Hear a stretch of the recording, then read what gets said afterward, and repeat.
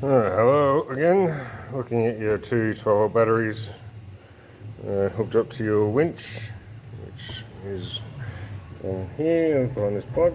You got a little 12-volt gauge in there, show you how many volts are in there, so 12.1. And on your 12-volt system we've got the cigarette lighter socket directly here, around the middle and the roof, so for your spotlight you want to fit. So the power is up there, whether you use a 12-volt socket or not, it's up to you. Obviously we've got your lithium battery up under here. You've got the charging on the Anderson there. You got to the battery from the charger, then you got your power to your charger is the orange cable there. And in the back here, you've got the back of your battery. The two orange cables are the positive in and out, hooked up to what I call a big red button. And I'll just go through and explain a few of the other little bits and pieces. So we've got your battery pack cutoff here, which is run by the BMS, which is in here, in this box. You've got your 200 amp A&L fuse in there, so that's accessible. You've got your charger down here with about 85 millimeters of clearance for the fan, which should get enough air through. So we need to get up under here and block this hole off. So that's my next step.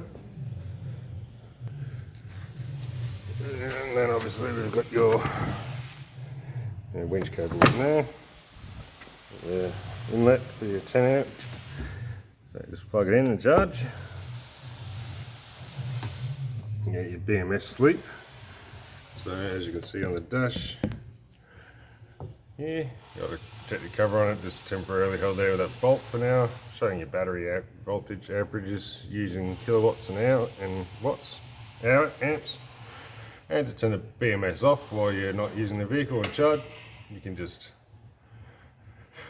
turn that switch off that I just showed you.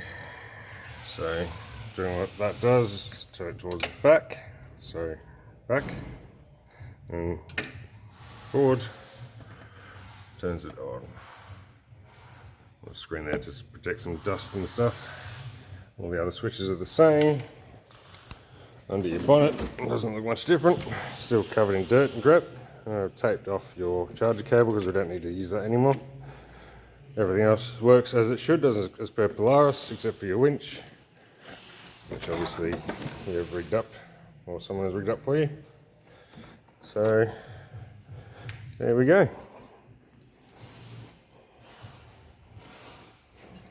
And there's a 10 amp fuse in there. I'm going to upgrade to a 20 amp, going from that 12-volt battery up to your power socket up the top there.